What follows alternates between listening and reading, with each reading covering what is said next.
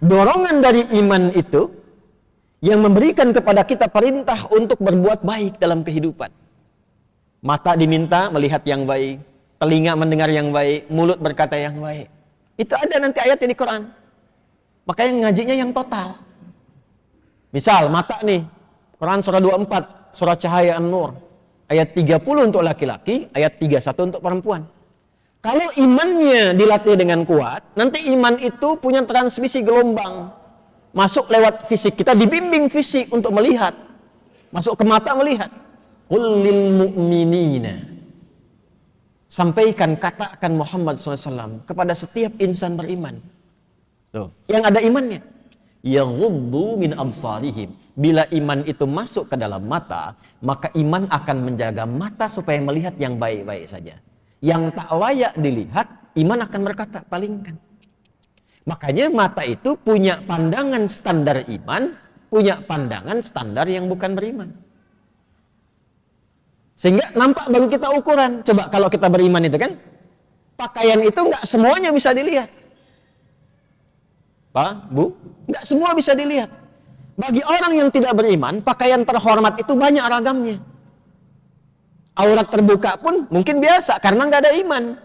Bagi orang beriman tidak, imannya mengatakan palingkan, itu dilarang. Ada batas yang harus dilihat.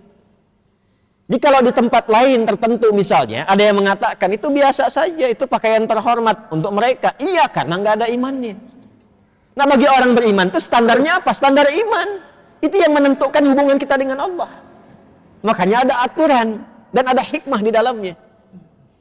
Coba kalau antum lihat tayangan-tayangan misalnya, lihat gambar di YouTube atau misalnya tayangan dan sebagainya, ada terbuka aurat. Iman itu pasti otomatis bekerja. Kalau imannya kuat, palingkan. Kadang dia istighfar, astagfirullah. Palingkan. Dan gak ada yang terlambat. Gak ada lisan istighfar mata gak berpaling. Astagfirullah. Salah ini. Ada. Wasari'u ila maghfirah. Cepat dia istighfar. Demikian masuk ke lisan juga begitu. Itu imannya dulu sebelum lisannya. Ya, Quran surah 49 Al-Hujurat ayat 11 sampai 12.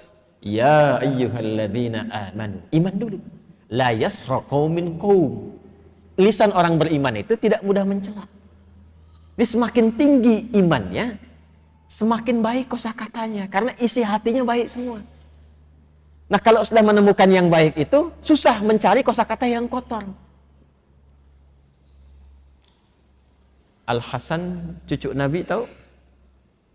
Radhiyallahu ta'ala anhu. Nggak tahu cucu Nabi.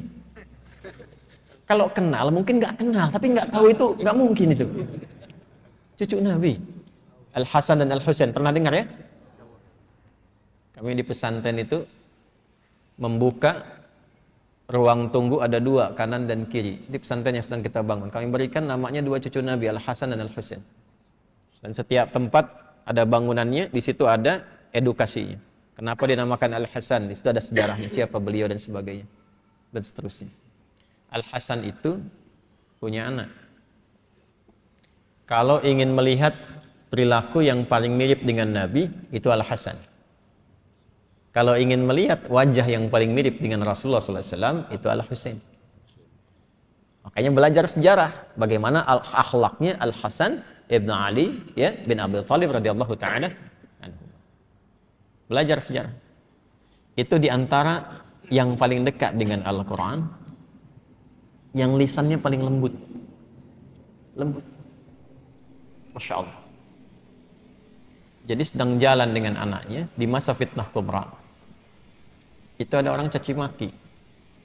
Dalam satu riwayat, atau kama waqa, Allahu a'lam bis-shawab, sedang jalan dicaci maki. Begitu dicaci maki, kan ada satu masa fitnah kubra itu, ada fitnah yang sangat besar. Sampai orang berani mencaci maki cucunya Nabi SAW. Dan itu terkenal orang soleh. Beliau diam. Anaknya berkata kepada ayahnya, abati lima lam tarudd, atau kama qala, ayah, kenapa enggak dijawab? Maksudnya enggak diklarifikasi. Bahwa enggak benar demikian. Apa jawabnya? Wala adri kaifa arud. Bapak tuh enggak tahu cara jawabnya bagaimana. Sebab nyari kata-kata yang untuk membalas itu nggak menemukan dalam hatinya, dikhawatirkan takut menyakiti orang yang menyakitinya. Itu yang sering saya katakan, mencela yang sudah tercela itu buang-buang energi. Kalau sama-sama mencela ya sama-sama kotor kan. Nah beliau itu mencari ke dalam hatinya sampai nggak menemukan kata-kata kotor atau sekedar untuk mengatakan saya tidak seperti yang Anda sampaikan. Karena khawatir kalimat itu justru menyakiti orang yang sedang menyakitinya. Itu Al-Hasan.